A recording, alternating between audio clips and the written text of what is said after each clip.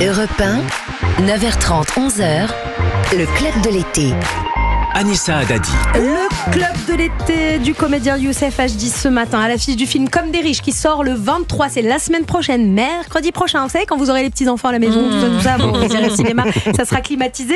Vanessa Zaza, Héloïse Goua, Olivier Pouls, les membres du club de l'été sont là. Et puis c'est une tradition, juste après les infos de 10h30, on va embêter un copain. Et moi j'adore ça. Alors ce matin, ça va vite. On appelle Hervé Matou. J'espère qu'il va décrocher parce que c'est quand même un nouvel arrivé dans l'équipe. Il n'est pas au courant de ce traquenard. Il dort. Hein. Il dort. Ah oui. Il prête son barbecue. Hervé Matou ? Oui. Anissa Haddadi à l'appareil, vous êtes en direct sur Europe 1. Ah, Anissa, bonjour. Vous êtes un nouvel arrivé dans l'équipe, donc vous ne savez pas qu'il y a effectivement cette surprise tout l'été à 10h30. Mais bienvenue sur Europe 1, c'est comme ça qu'on voulait vous souhaiter la bienvenue. Comment ça va, Hervé Matou ? Bien, heureusement que je suis habillé. Oui, non, mais bon, ça y est, il n'y avait pas la visio là. On est qu'au téléphone. On n'est pas en caméra cachée. Comment se passent vos vacances, Hervé Matou ? Très bien, très bien. Il y a plusieurs morceaux, mais là je viens d'arriver, figurez-vous, dans le fin fond de l'Aveyron, le sud Aveyron. Ah, magnifique. Dans un de mes fiefs familiaux.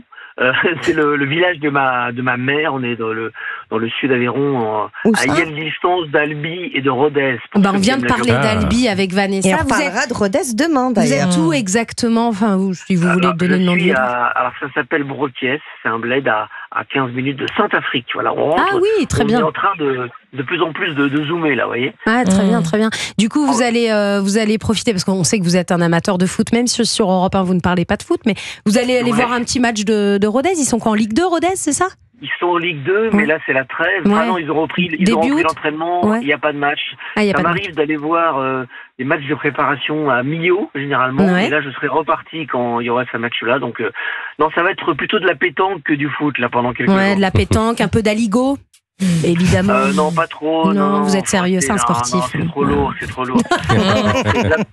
C'est de la baignade dans les lacs, dans le Tarn. Voilà, c'est super. Ouais, c'est à la fois un peu sportif, un peu détente, un peu farniente, quoi, les vacances d'Hervé Matou, c'est ça ?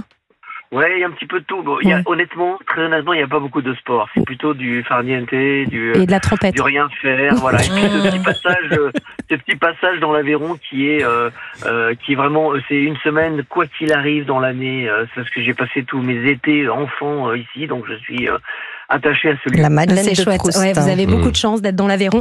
Alors, je le disais, vous êtes un nouveau venu dans l'équipe d'Europe 1 et on est très heureux de vous accueillir dans cette grande famille qu'est Europe 1, puisque tout cet été, vous accompagnez les auditeurs tous les samedis de 10h à 11h avec une émission mais génialissime. Moi, je vous ai écouté. Ça s'appelle Formidables échecs.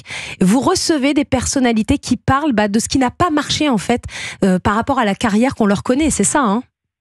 Oui, l'idée c'est un peu de casser le mythe de la personne qui a réussi et donc à qui tout a souri dans son parcours. Tous les gens qui ont réussi sont passés par des moments de doute, d'échec, par des petits problèmes qu'ils arrivent à regarder maintenant avec un peu de bonne humeur aussi. Ça se veut une émission légère, on n'est pas là pour faire de la psychanalyse. Hein. Ouais, bien sûr. Mais effectivement, derrière tous les parcours, il y a des galères. Et les gens sont assez inspirés par ce thème de l'échec. On vient rarement les chercher là-dessus. Ils sont toujours un peu en représentation pour dire voilà, moi j'ai fait ça bien, ça m'a souri, etc. Là, je revisite un petit peu leur parcours avec les galères, les moments difficiles, et c'est une manière aussi de philosopher un peu sur c'est quoi réussir, c'est quoi se planter, et comment on réussit en passant par le plantage. Ouais, et c'est très inspirant, ça s'appelle Formidables échecs de 10h à 11h, tous les samedis sur Europe 1, et puis en podcast dans la collection Destins extraordinaires.